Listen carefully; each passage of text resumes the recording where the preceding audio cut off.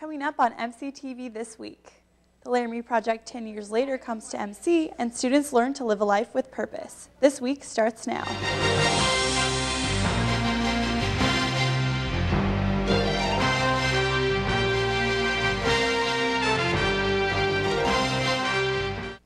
Welcome to MCTV This Week with Gabby Shirley. I'm Haley Meyer. U.S. Senator Dick Durbin visited the campus on Friday. Durbin spoke to students in a Midwest politics course about issues facing the region and nation, one of which is rising college tuition costs. He stated that the government needs to not give larger loans and Pell Grants to institutions that are not containing cost. And I think that we've got to get back and realize the debt that we are imposing on young people today, and many of their parents who co-sign, is unconscionable.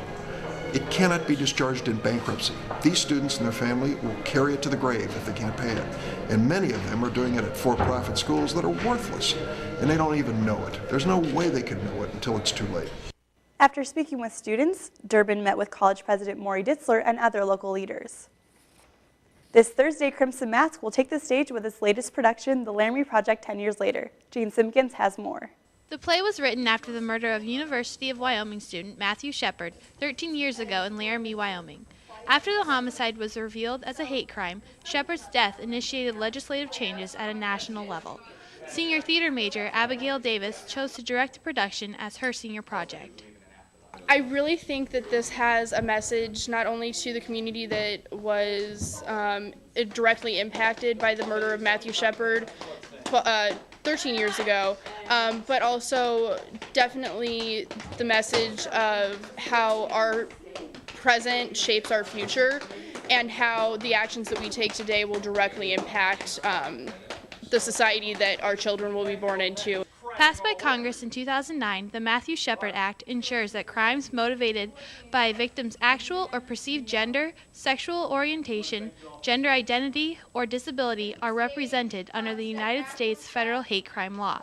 For MCTV, I'm Jane Simpkins. The Laramie Project 10 Years Later will be opening tomorrow night at 7:30 p.m. in the Witt Theater. This weekend, students had the chance to connect with alumni. The Wackerly Center hosted their 4th annual Career and Leadership Conference at the Stockdale Center on Saturday. Entitled Living a Life of Purpose, this meeting was set to connect students with alumni in their chosen professions. Since I'm almost on my way to go into the real world, I would like to know how it's like and to communicate with alumni to see if, I can get a potential job or anything like that.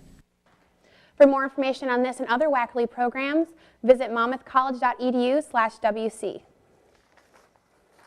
The Underground opened its mic for all students who wanted to share their talent last week. Last Wednesday night, ASAP had an open mic event co-sponsored with ZBT. Students gathered to listen to their fellow students show off their musical skills while enjoying some chocolate magic mountains and soda. We're asking for donations for this event to go to the food pantry, and so we're hoping to not only get people a venue where they can kind of show their talents, but also help out the community a little bit too. Students can check out another ASAP event tonight during after hours in Scotland Yard from 9:30 to 11:30 p.m.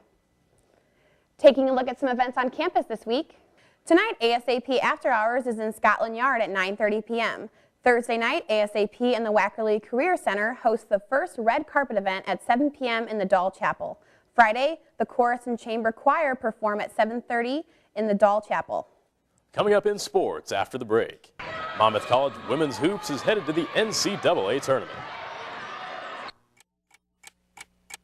Procrastination. Are you guilty of it? If so, then stop before you become a wreck.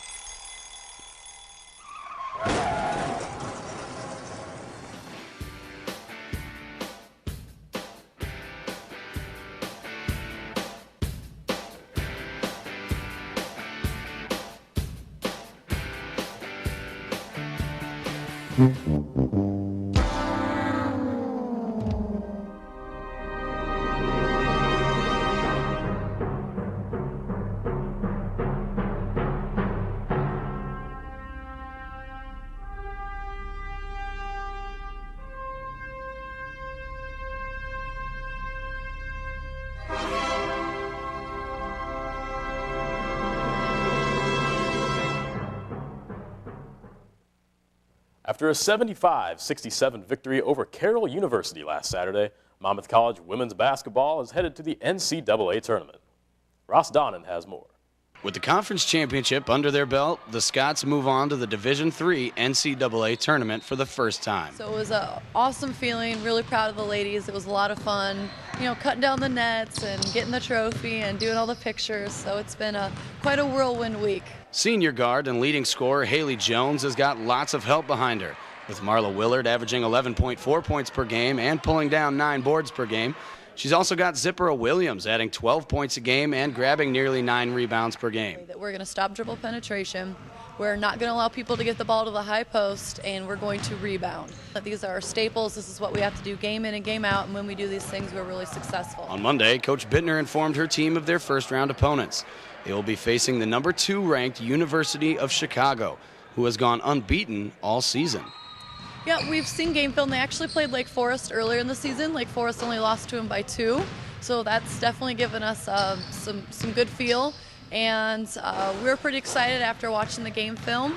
And we also saw their championship, their conference championship game film where they played Wash U. So we've watched both of those games, shown a lot of film to the ladies this week. Chicago makes its 5th NCAA postseason appearance and 3rd in a row. The Maroons, who have won 46 of their last 47 games, reached the national quarterfinals a year ago. Coach Bittner thinks they'll give them a run for their money. I think absolutely we can give them a great game. For MCTV, I'm Ross Donnan. Coach Melissa Bittner was named Midwest Conference Coach of the Year, and tip-off for Monmouth's tournament game is scheduled for 8 p.m. Friday from the Ratner Athletic Center in Chicago. For the 11th consecutive season, Monmouth College track and field captured both men's and women's conference titles. Last weekend in Jacksonville, the men and women racked up 5 gold medals in total. The women's 4x200 relay team and both men's relay teams took gold.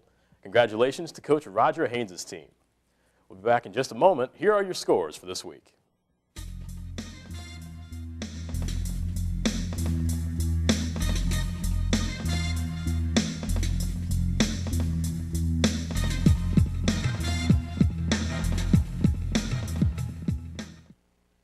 For MCTV This Week, I'm Kyle McEwen.